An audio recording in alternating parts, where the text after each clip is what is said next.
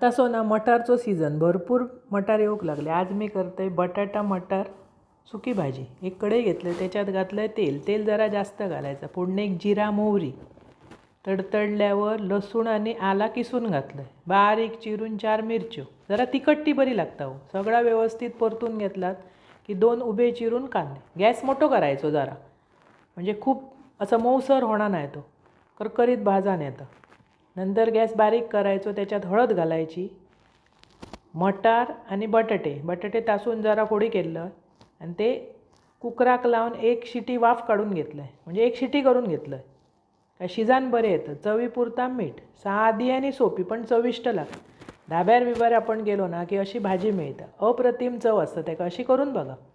व्यवस्थित ती परतून ना झाकण ठेवून वाफेर शिजवायची. मस्त शिजान येतं. आणि ही रवलेली भाजी त्याचे बटाटवडे केलास तरी एकदम चविष्ट लागतात. करून बघा. व्यवस्थित ती शिजली की भरपूरशी कोथिंबीर घाला. होया असला तर खोबरा घाला, पण ही अशीच बरी लागता म्हणून अशीच केलं. आवडतली तुमकां? आवडले चॅनल सबस्क्राईब करा.